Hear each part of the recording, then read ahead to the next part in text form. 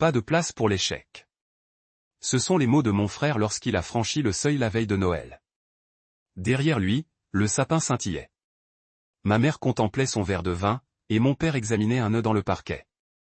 Je me tenais sur le perron, un sac de cadeaux pour leurs enfants à la main, des rubans aux couleurs éclatantes, tandis que mon frère arborait un sourire satisfait, comme s'il avait enfin gagné quelque chose. Je n'ai pas crié. Je n'ai pas supplié. J'ai simplement dit, tu as raison. Puis je me suis retourné, le froid me transperçant, et je suis retourné à la voiture. Le cadeau trônait sur le siège passager, brillant faiblement sous la lumière du tableau de bord, une petite crèche de mes mauvaises habitudes. Sur le chemin du retour, à travers les rues enneigées, je laissais les essuie-glaces faire leur travail et sentais cette vieille histoire glisser sur moi comme de la glace sur du verre. J'adorais Noël, les bougies à la cannelle, le silence qui fait oublier les défauts. Mais dans notre famille, il fallait toujours faire une offrande, et c'était moi qui saignais proprement. Si une facture était en retard, je la payais. Quand Adrien, mon frère, et sa femme Mara ont eu des difficultés à rembourser leur prêt immobilier, j'ai fait un virement avant même qu'on me le demande. Ils appelaient ça de l'aide. C'était une bouée de sauvetage. Ce soir-là, dans mon appartement, j'ai préparé du café, ouvert mon ordinateur portable et fait face aux preuves. Des virements intitulés « Fonds scolaires, garderie, courses, factures » et ce, jusqu'au mois prochain. Ligne après ligne, comme un registre d'excuses.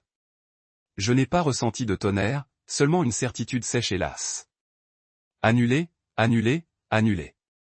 5 minutes pour effacer 5 ans. J'ai changé mes mots de passe. J'ai empilé les cadeaux emballés dans une boîte et les glissé dans le placard comme une pièce à conviction. Au Nouvel An, on a frappé à la porte avec force, comme d'habitude. Le silence d'Adrienne a duré 2 jours. Le 3e, mon téléphone s'est mis à vibrer. Notification, appel manqué, messages vocaux empilés comme des menaces. D'abord, poli, salut, quoi de neuf? Puis, suppliant, le loyer est dû. Les enfants ont besoin de chaussures. Enfin, la rancune, tu es égoïste. Tu as changé. Je laissais passer la tempête comme une averse derrière une vitre fermée. Vendredi, s'écria-t-il en faisant irruption dans mon bureau, le visage rougeoyant sous son manteau d'hiver. Il faut qu'on parle, siffla-t-il. Pas ici, répondis-je en le faisant sortir. Sur le parking, notre haleine était chargée de fumée. Tu crois pouvoir nous couper les vivres? Les enfants souffrent. Ce sont tes enfants, ai-je répondu. Il a ri. Alors maintenant tu te soucies de tes responsabilités. Je m'en suis toujours soucié. Je reprends les miennes. Tu ne peux pas faire ça. Je l'ai déjà fait. Je l'ai laissé à son propre sort. 2 nuits plus tard, des coups violents ont secoué la porte de mon appartement. À travers le Judas, son regard brûlant m'a transpercé. J'ai ouvert la porte de la chaîne. Arrête ça, a-t-il lancé, la paume de la main sur le cadre. Tu me gâches la vie. Tu l'as déjà gâchée toi-même. Tu n'as aucune idée de ce qui se passe. On ne peut pas abandonner sa famille. La famille se présente avec respect, pas avec des factures. Avant qu'il ne crache davantage sa venin, une voix s'est élevée du trottoir. Adrien, ça suffit. Mara se tenait près de la voiture, le manteau à moitié zippé. Rentre chez toi, a-t-il aboyé. Elle n'a pas bougé. Non, c'est fini.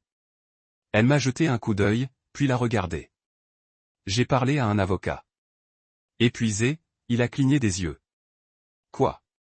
Je suis au courant pour les jeux d'argent, a-t-elle dit. Le compte caché, des retraits, de l'argent que je croyais destiné aux enfants, perdu aux tables de jeu.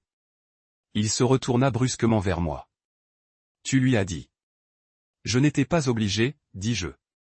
Mara souleva un dossier. Si, et j'en ai gardé des copies. Il hésita. J'ouvris la porte en grand. Mara, entre. Mara entra, les mains tremblantes autour du dossier. Je préparais du thé. La vapeur de cannelle s'élevait comme un souvenir. Je ne haïssais plus. Elle fixa les papiers. Il m'a dit que tu nous devais de l'argent, murmura-t-elle. Il a dit que tu avais de la chance qu'on ait besoin de toi. J'ai eu de la chance d'arrêter, dis-je. Le lendemain après-midi, un appel arriva d'une voix de baryton. Mark Dawson. Je suis l'avocat de Mara. Elle m'a autorisé à vous mettre au courant. Dans son bureau, il fit glisser des copies sur le bureau. Des virements de mes comptes au leur, des retraits d'espèces, des jetons de casino, une facture d'hôtel qui ressemblait à une plaisanterie à laquelle je n'étais pas au courant. Mes fonds, dis-je, il acquiesça.